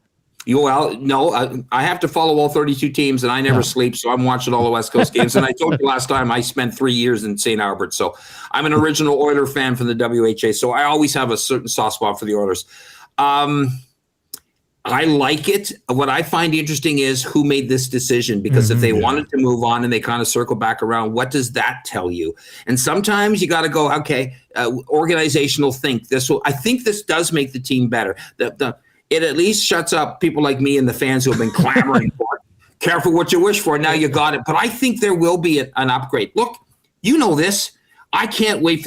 As much as I'm enjoying the Olympics, I can't wait for a week tonight when the league gets going again on the 25th. We have almost exactly 7 weeks to jam in a quarter of the season, and which is just a little above average. It's going to be like a game every second night. The Pacific Division is wide open. The Oilers could finish first. They could miss the playoffs. Yes. I don't think they're missing the playoffs. I'm just curious because, as you know, the Oilers haven't finished first since 87 or something like that. That's a crazy stat, by the way. I think this is a great move for them. Oh, okay. Let me temper that. I think this is a good move for them. We'll see if it's great or not. I think it's the proper move, and they're addressing some shortcomings. If he has that ability, then why would you not do that? I'm so curious at the upcoming trade deadline. Once the trade freeze is off, as of Sunday night into Monday morning, who's going to make what moves? This really, it kind of looks like the NHL to me right now. Looks like what I just watched in the short track speed skating, that crazy sport where they're bunched up and they got the crazy blades that look like windshield wipers and they're going around the corner and one wipe. It's crazy. That's what this is. You are so close. You're jockeying for position. You're in their slipstream. Oh, and then you slip in the side. That to me is most of the NHL playoff races, with the exception of the top three in the Central and maybe Tampa and Carolina. Everybody else are doing that short track speed skate, and I'm waiting for one to wipe out in the corner. Mick, it's always a pleasure having you on. Thank you for taking some time today during the USA-Sweden game. I'm sure we'll chat again once the Oilers and the whole NHL gets back into action. Enjoy the game Friday, buddy. Anytime, guys. I appreciate it. Thank you. All right, Mick Kern from SiriusXM NHL. And don't forget, tomorrow's the big gold medal game for the women's. Yeah. USA versus Canada. We'll see if Canada can find a way, Joaquin. It's, that's a David and Goliath kind of matchup to me. Yeah. I mean, but you look at it. I don't know if you can. Does Canada feel any pressure going into that game? Or is it just because they're Canada they feel pressure to win? Are they playing with a little bit of house money? Like no one's expecting us to win. Let's just go out there. That's what I mean. Yeah. Like they haven't had success against this team. You know, they've dominated them. Yeah. The U.S. has rolled through this whole tournament. Yeah, maybe a little fat and sassy like you were yesterday. I'm not saying anything. Let's just let the games come. Well, the U.S. has scored at least 5 goals in every one of their games. They're 4-0 in the round robin. Man, they're that good. Beat Canada 5-0 as well. This is the 8th time that the Canadian women's squad will be playing for gold at the Olympics. Wow. 8th time in a row. So that's crazy. That's awesome. Yard says here, Mick needs to be a regular. He is. He's great.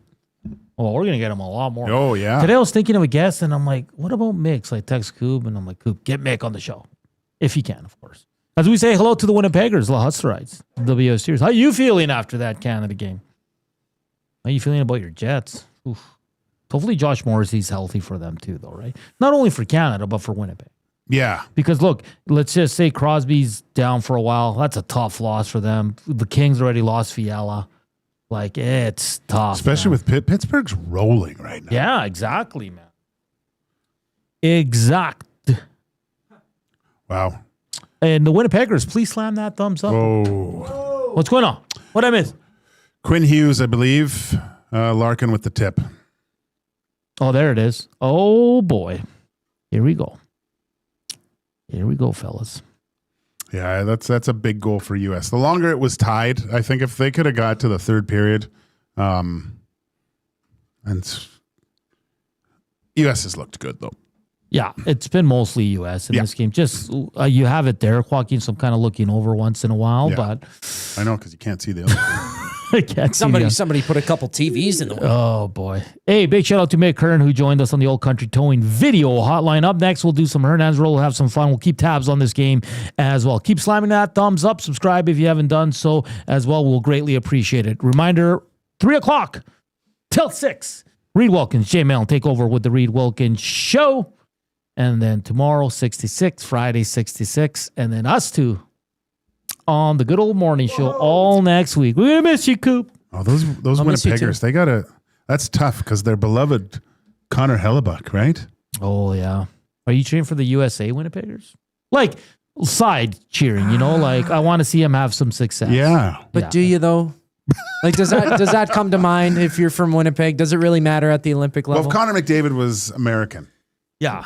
There'd be a feeling you'd want him to do well, but not do too good. That's what I mean, though. Yeah, like, I right? know. Like, like you probably want him to win today, but when they take Canada, I guess it was the best case scenario, losing in overtime. Yeah, maybe. I don't know. That's a good tip. Larkin, right? Larkin. Yeah. Both Hughes brothers assisting on that one. All right. This one says, we don't talk about the NHL right now. Sorry. You're right. You're right. You're right. I'm sorry. Okay. I'm sorry. We're back here on EST Afternoons.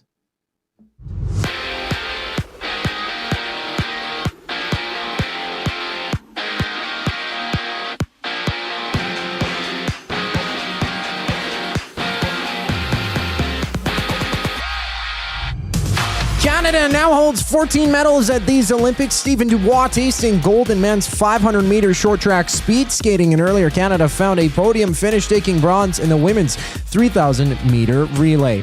Over in hockey, Canada, they're off to the semis following a 4-3 overtime victory against Czechia. Captain Sidney Crosby left midway through the contest with an injury. No current update on his condition. And at ice level, just about midway through quarterfinal matchup, the United States and Sweden going toe-to-toe. USA up 1-0. Dylan Larkin on the board, assisted by Jack Hughes and Quinn Hughes. Women's curling, Canada's Rachel Homan defeated Italy's Stefania Constantini 8-7 in extras.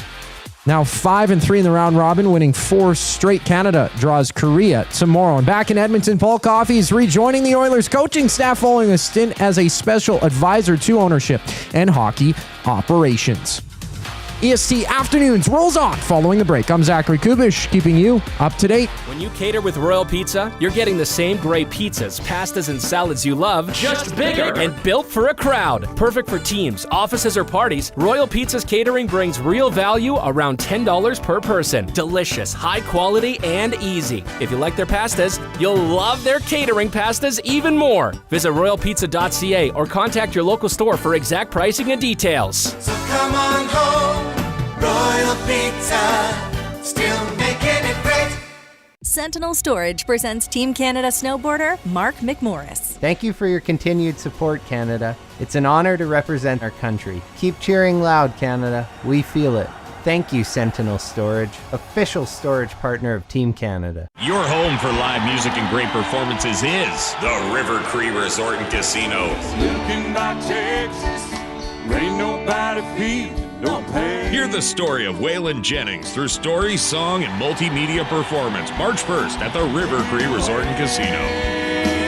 The only way they know how. Tickets at rivercreeresort.com. River Cree Resort and Casino. Excitement, bet on it. Edmonton. Be part of history. Support Canada Soccer's men's national team as they battle Uzbekistan in the final send-off series ahead of the FIFA World Cup. Monday, June 1st at 7 p.m. at Commonwealth Stadium. Tickets on sale now at Ticketmaster.ca. Hey Edmonton, did you know a local Play Alberta winner scored over $430,000 on Desert Fantasy? Think about the rec room you could build with that kind of cash. From major casino winners every hour to jackpots worth millions and hundreds of popular games to money that stays in the province, there has never been a better time to sign up for Play Alberta. Download the app today to get started with casino, sports, and lottery, all in one app. Must be 18 plus to play. When you gamble, use your game sense.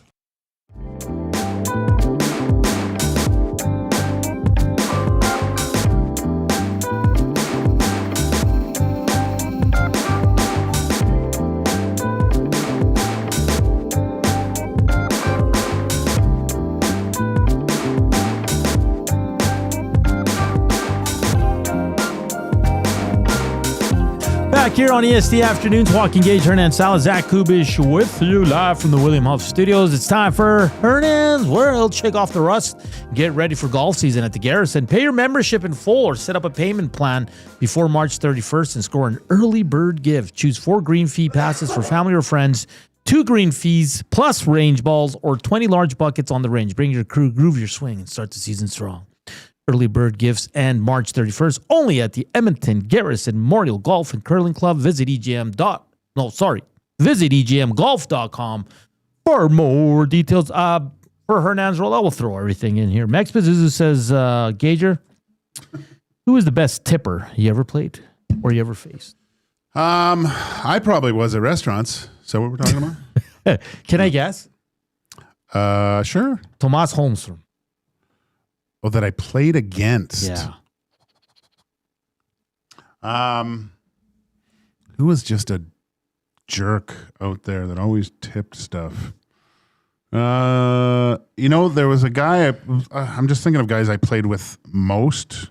There was a guy by the name of, I think it was Eric Rasmussen, but he was actually he's from the U.S., but he played in Buffalo. But I played against him a ton. I remember him. He could tip everything. He did. one tip at me one game that I got so mad at because it was going. I had it perfectly done. Right, it was perfect. Either way, he could have tipped it because usually guys tip it one way or the other way. Or he just slowed it down a bit. Yeah, like it was and I moved too much and it went 5-hole, and I should have just stayed there. And it was one that I just hated to let in. He was really good, but I mean, it was the guys that touched everything around the net. I can't imagine. I did it in practice forever, but Ryan Smith was just annoying with that paddle, with that thing. Eric Rasmussen, number 10, I think, right? I believe so. Yeah. All right. That's a good little way to kick off Hernan. Viva la raza! Latino Heat. It worked, guys. Finally. Huzzah! I'm surprised it went through. Okay, we're just going to have some fun today. Did you know on this day, 19 years ago, the Edmonton Oilers acquired Denis Grebishkov from the New York Islanders? Do you know who went the other way? So 2007. Ryan Smith? No. No. Defenseman. For good old Grebby. No idea. No? Yeah, I'll give you a hint. He had one of the best hip checks I've ever seen in the playoffs against Brendan Morrow of the Dallas Stars. He sent them flying. Marchman? No. He was a key part of the 06 run for the Edmonton Oilers Stanley Cup run in a negative way. Oh, French guy. Marc-Andre Bergeron. Yeah. It wasn't a bad little trade, eh? Yeah. I think Grebishkov had 2 stints with the Edmonton Oilers. I'm pretty sure of that. Birthdays today, former Oilers, Joaquin. Marty Marinson. Oh. Slater Cuckoo. Cuckoo. Andy Moog. Andy. 66. Wow. We'll go to Hollywood now for some birthdays. Molly Ringwald. Okay. 80s heartthrob. Pretty in Pink. Pretty in Pink. Breakfast 16 Club. Candles. Matt Dillon. Really? Yeah, Outsiders. John Travolta. Wow.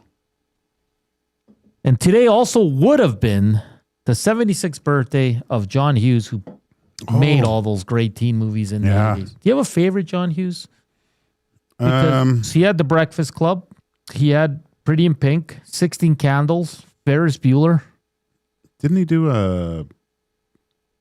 Uncle Buck too? I think he did Uncle Buck. Yeah. I think I'd have to go Uncle Buck. Uncle Buck's a classic. It is a good one. Really? I think I'd have to go. Coop's never seen any of these. Did he do Big too with I'm looking at Tom it right Hanks? now. Let's see here. Big. That's a good movie too.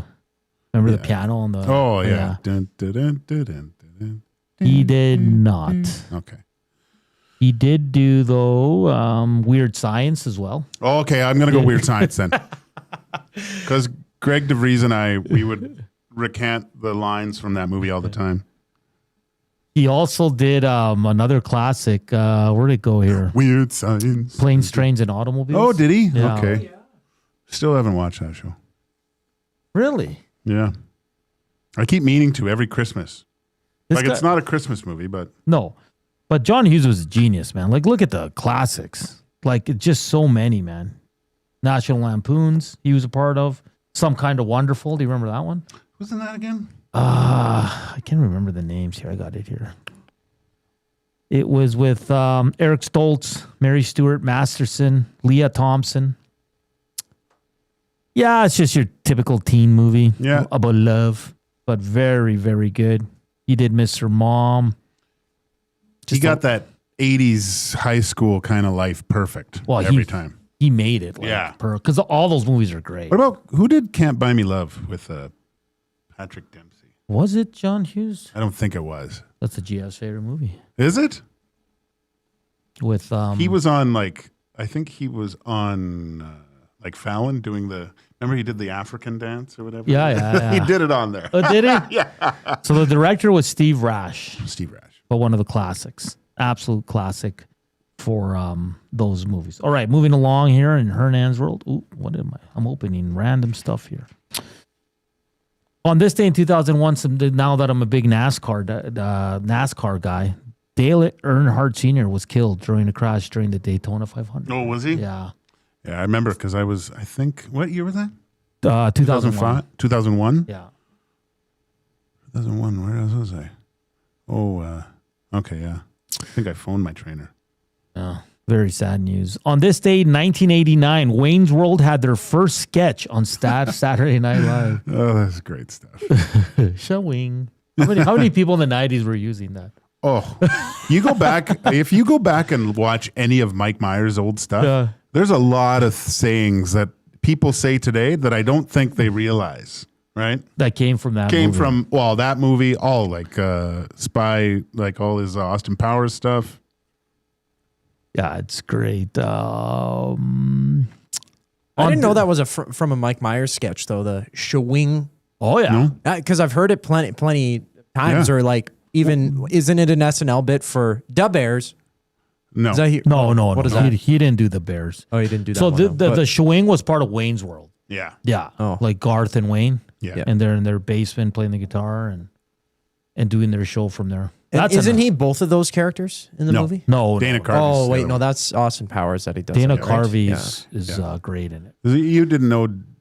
Yeah, you didn't know Austin Powers did all the people in the show, right? When I was growing up, I didn't. I'm like, wow, this is awesome. And then I look closer, like when I'm 13 or 14 rewatching, I'm like, that's hilarious. Wait a second, they sound the exact same. And I checked the actors list. If it makes you feel any better, when I was playing in Sweden, or even in the UK, like in 2001, like Sacha Baron Cohen's, like Ali G would come on. Yeah. And and then Borat would come on afterwards. Like it was an actual show. Yeah. And I didn't know it was the same guy. I thought it was some guy from Kazakhstan. Well, he does it so well, though. Yeah, it's hilarious. And he played it off like it was a real thing. I recently watched the second Borat movie. That one's pretty good, actually, too. Matthew Hyman says, how about Adventures in Babysitting? Another classic. Yeah. Elizabeth Shue. Another good one. This one says, Hernan, did you just wake up, bro? Is my hair that bad? I guess so. I don't think it's that bad. What's wrong with it? It always looks like that. Yeah, it's just curly. Well, you got a couple strays going nuts up top. I know, but sorry, people. I did shower today. I swear. You ever just slick it like right back, like Pat Riley? I used to when I was younger. You got to do that again. No, I don't. Yeah, you do. It does and not. Come in and go, I'm reloaded. I'm reloaded. Do you remember the movie On Deadly Ground with Steven Seagal and Michael Caine? Oh, yeah. That debuted in 1994. I don't mind that one. No, it's not bad. It's all about like land preservation and stuff, but it was pretty. I think Billy Bob Thornton's in it too. Really? Yeah. I don't mind any Steven Seagal movie, to be honest with you. They're all pretty much the same, but I think he gets thrown out of a helicopter because he's finding something they're doing wrong on the oil rigs in Alaska, and he gets nursed back to health by the indigenous tribe and goes into a sweatshop and comes out and kills everybody. Oh, what was I going to say here? Oh, it's National Battery Day. My battery's pretty low right now. What's your favorite battery? I'm just kidding. Well, actually, I need some D's, actually. I do. I went to go use my flashlight, and it didn't work. I go to Dollarama, and I just stock up on batteries for your remotes, whatever you need around the house. And so, and it's also National Drink Wine Day. Uh-oh. You're going to fire that up? I might have to. You have to celebrate. It lowers your cholesterol. Yeah, but not a whole bottle. No, I'll have a glass. Okay. Save the rest for tomorrow. 1-0 USA leads Sweden. If this stands, if the USA wins, Canada will face Finland. If Sweden somehow comes back, I mean, they can. It's only 1-0. But if Sweden ends up winning this game, Canada will face the Swedes as they re-rank them after the QFs, right? Is that correct? Yes, I think that's right. I think that's what Reed said. And then shout out to Benny. Back-to-back draft wins on the Nielsen show. Yeah. And not even close, like running away. He's talked about kind of being a what did I say? Eli Manning and going out. Does he need one more to be like a legend? Well, it just depends on how he wants to be remembered. Because he wants to retire, but people are saying he needs one more victory to retire. And I agree. If he can do it back, like if he can come back and win the third one in a row and be like the GOAT, and Michael Jordan this thing, then I think you have to give him his props. Like, how mad do you think Dusty is? He hasn't won back-to-backs. Well, he's kind of like LeBron. He's got to find a new bunch of people to be with. Help pick his team. Rip City Step says Hernand's hair looks like he licked the battery and celebrated drinking. This is how it works. Testing out with a fork. Now, there's some controversy because everybody's saying it's Benny's dad making the picks. No, I asked him. I said that for the first draft, he got help from his dad. And this time around, I mean, for anybody, you kind of got to let somebody listen to these possible picks that you have. And he chose them all himself, but I think he ran it by him just to make sure, if these guys that were in a draft were a sports franchise, who would they be? So Benny's kind of like a young Chicago Bulls. Yeah. Like Buddy, he was the only one over 30%. Both. Yeah. Yeah. Like he's running away with it. Well, so it was the draft of Winter Olympics, right? Yeah. Now I got the list up here, dude. Yeah. No, he had cool runnings. Yeah, that's a good one. Yeah, the Sidney Crosby golden goal. Yeah, he picked that first overall. But there is some of his picks probably shouldn't have been allowed, but it was a mess yesterday. But it was fun. I love our listeners because everybody's sending in where to get batteries. Costco. Costco's a good spot. Yeah. Really good spot. You get a lot of bang for your buck with that one. And this one comes in. Fellas, first time watching you on YouTube. Paul Coffey has never been a raw guy unless you call Messier's style as raw. 2 peas in a pod on leadership or encouragement. He will reinforce focus when needed. I like Knobloch, but think back to McDavid's comment at the end of last year's playoffs. We tried doing the same thing over and over again. I believe Coffey's attitude about making plays will, to some degree, address the same thing over and over again. I'm a fan, not a critic. Go Oilers. Okay, that's good. Listen, when he was with the Oilers, the team was much better than they have been this year defensively.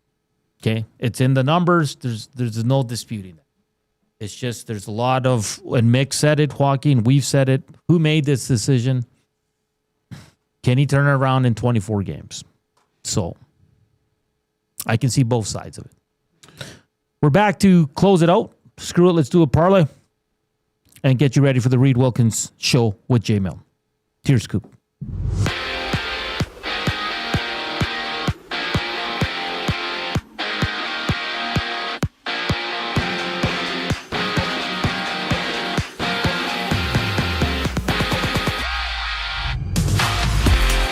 Canada now has 14 medals at these Olympics. Stephen Dubois tasting gold in men's 500 meters short track speed skating. And earlier, Canada found a podium finish, taking bronze in the women's 3,000 meter relay.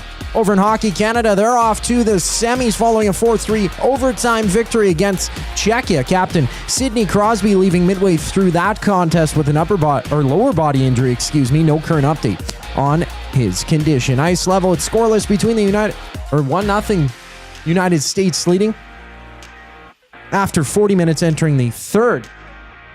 The States can pull out this win. Canada will challenge Finland in the semis. And if Sweden can come back to move on to the semis, Canada will take on the Swedes. Women's curling, it was Canada's Rachel Homan defeating Italy's Stefania Constantini 8-7 in extras.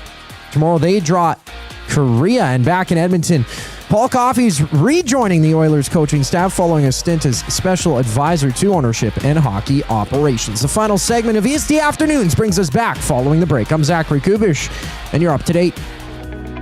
When gambling, set a budget before you play.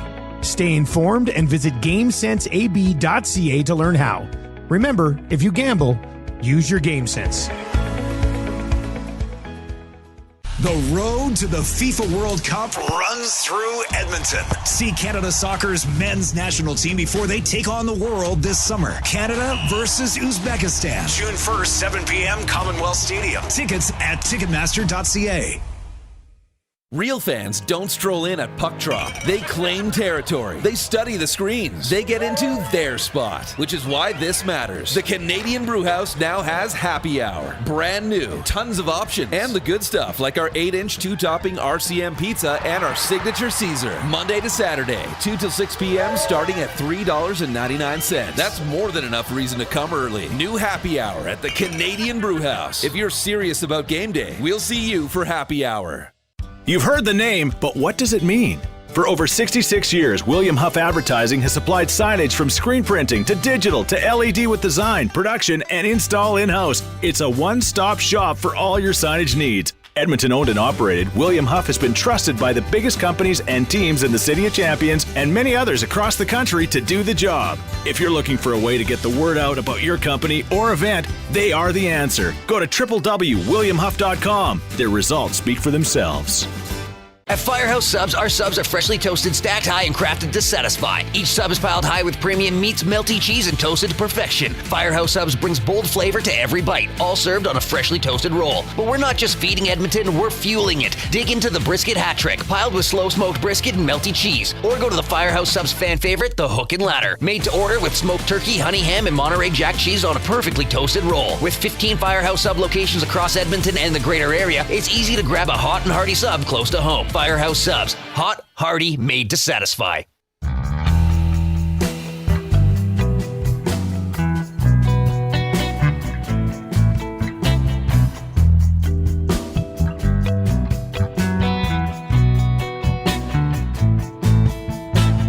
Final segment here in EST Afternoons, and we're really chiller right now. I promise I'll do my hair tomorrow. The votes. How do you feel about the Oilers bringing Paul Coffey back behind the bench? 47% happy, 14% unhappy, 38% indifferent, Joaquin. Wow, I did not see that coming. Where would you be indifferent?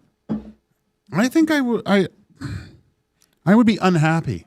Mm-hmm. Because I just heard that they didn't get along.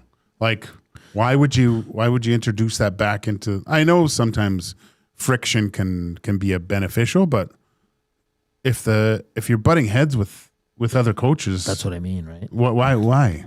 Like, it's not going to work this time around. Like, two Stanley Cup Finals, I get it, but yeah, it's just it's very interesting what's going on here. Very, very interesting. 64 thumbs up. That's it on the day when Canada wins it in overtime. I thought we'd get way more. And Paul Coffey is back behind the Oilers bench, and we only can do 64 thumbs, and we have 161 watching. Just like a parent. Well, you are a parent. I'm not mad. I'm just disappointed. Solid facial hair and buddy there, eh? Dubois? Yeah. Current gold medal winner in short... What was it? 5,000 meters? 500. 500 meters? Yeah. That's it?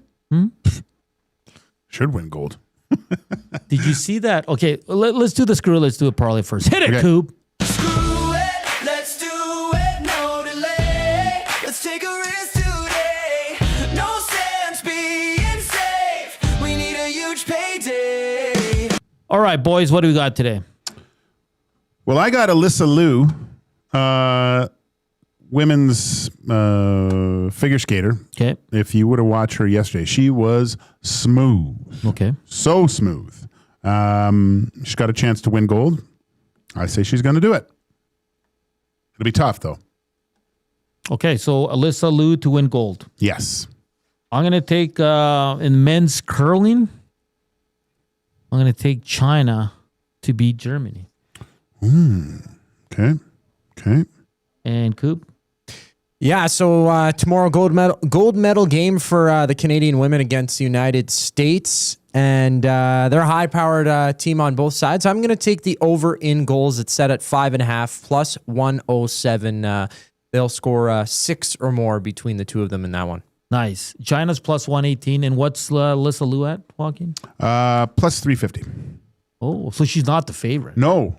Oh, okay. Yeah, it's the Japanese woman's Sakamoto. I don't. It's a long shot because Kaori, she's really good too. But you never know. Which country is favored in that? Japan. I trust you because you have a figure skating background. Yes, I am. And your wife is a figure skater. Yes. We watched Alyssa skate yesterday. She was really good. Does your wife still know a lot of people in the game? She knows them all. Yeah. All the commentators she knows. Oh, okay. Her student worked with the young Japanese guy that I think he got bronze. Oh, okay. So, yeah, she knows all the Hockey Canada people she knows. Okay, so yesterday on Twitter, I think it was yesterday, some guy put up, he goes, talking about curling, he goes, if me and my buddies curled every day until the next Olympics, we can make the Olympics. Every day? Every day. He says he can make it to the Olympics. Has he curled again? That's what I've curled once in my life, and it was incredibly hard. Like, you'd get good. Yeah, of course. Olympic level. I think that's just a disrespect to curling. Yeah, it is. That's like saying, it's essentially the same as saying if I played hockey every day for a year, I'd be on the Canadian national team. Yeah, or like I'm going to speed skate for the next 2 years every You're day. not. There's no way. There's no way. We got to show some respect to the curl. It's an incredibly hard sport, man. You know how many people do curl like a few times a week that are really good that don't make it? Yeah. Like don't even make it to like the tournaments and stuff. YouTube Trev's good. He's pretty good. I curled with him. Yeah, there are some good players at the Funspiel for sure. Yeah. But that's the thing, right? Like it's sometimes we look at some sports and we're like, I can do that. Yeah, well, that's the beauty of them. They make it look so easy. You'd think everyone could do it, right? Well, it's like NHL, right? Like I think it's 1% of WHL players make it to the big show. Mm-hmm. Like you're that 1%. You're that 1%, buddy. I know. You know how talented you have to be? Extremely.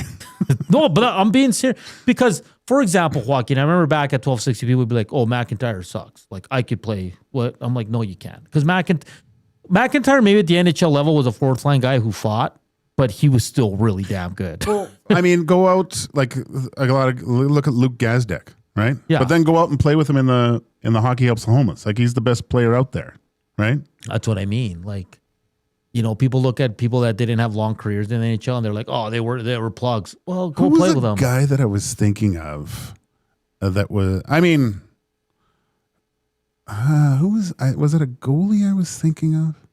It might have been. Anyway, but just, okay, so, and I've said this before, but Jamie McLennan, right? Yeah. Noodles. Yeah. Had a long NHL career, but he was a starter on the island for a bit, and I think in St. Louis, you know, like, but he was up and down, Yeah. you know, he carved out a career backup.